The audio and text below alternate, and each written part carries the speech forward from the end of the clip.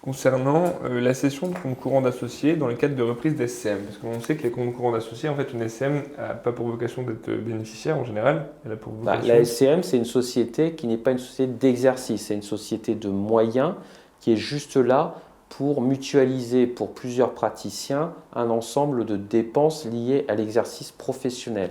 La SCM repose sur le principe suivant, c'est-à-dire qu'elle vit des avances qui sont faites par l'ensemble des associés mois par mois pour faire face, bien entendu, aux dépenses. Et en fin d'année, on tresse un constat des dépenses réalisées, des apports, et il y a une régularisation soit débitrice, soit créditrice qui est constatée.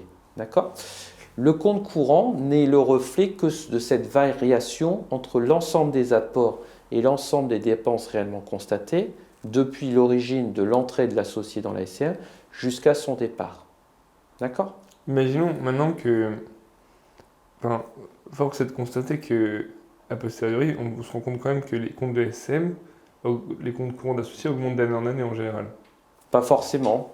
S'ils augmentent d'année en année, ça veut simplement dire que les associés ont apporté plus que les dépenses réelles de la SCM. Dans le cas de remplacement d'un associé par un autre et du départ de la SCM, que se passe-t-il? Est-ce que l'associé qui part peut fermer son compte courant d'associé?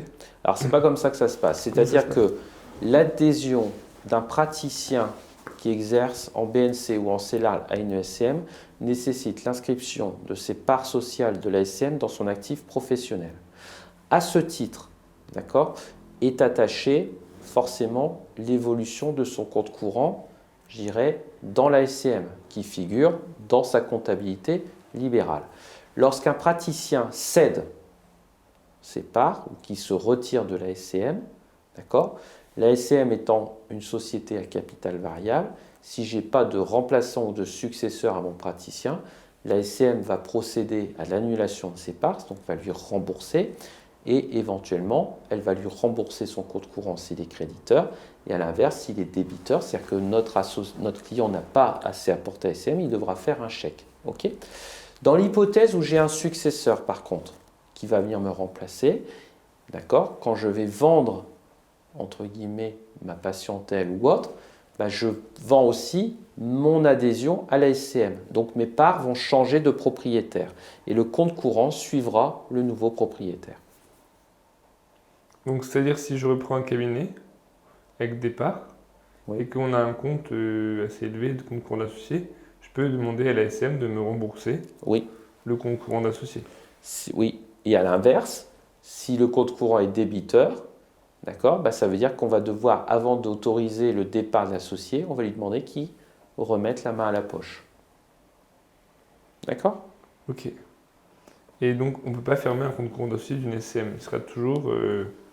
Alors si, on peut le remettre à zéro au moment où on procède à la sortie de l'associé. Et souvent, c'est comme ça qu'il faut faire.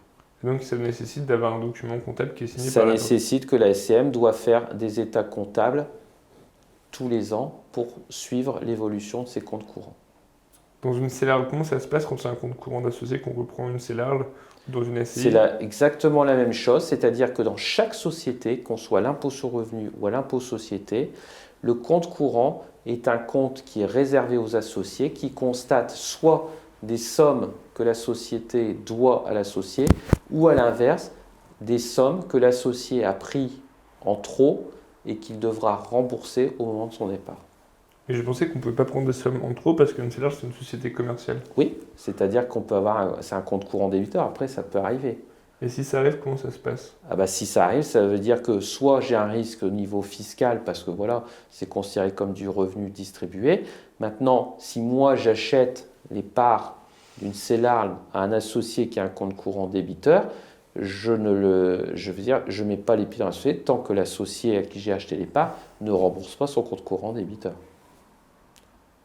Ok.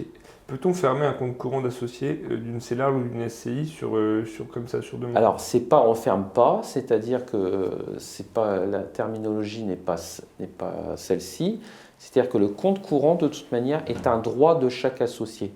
Après, on peut faire en sorte que dans le fonctionnement de la structure, entre guillemets, on se dise qu'on n'ait pas de compte courant. que ce soit créditeur ou débiteur. Imaginons que quand on est dans une société qui est comptablement d'encaissement de décaissement, par exemple une SCI à l'IR ou une CELAR à l'IR, Oui, et que la société ne possède pas les fonds pour rembourser le compte courant d'associé, oui. l'associé peut-il demander et comment ça se passe dans ce cas-là? Alors, c'est-à-dire que je vais répondre différemment, c'est-à-dire que le compte courant est une créance, entre guillemets, d'une personne envers une société. Si cette société venait à être défaillante, ce qui peut arriver, d'accord, bah, la créance de compte courant, elle serait perdue, voire définitivement perdue, d'accord? Donc, Et elle serait défaillante, de quelle façon elle serait défaillante? bah, un dépôt de bilan, une cessation d'activité pour X Ou un manque de raisons, trésorerie? un manque de trésorerie pour X raisons, etc. À ce moment-là, la créance de compte courant de l'associé elle serait perdue. Parce qu'on considère que ce n'est pas une créance privilégiée.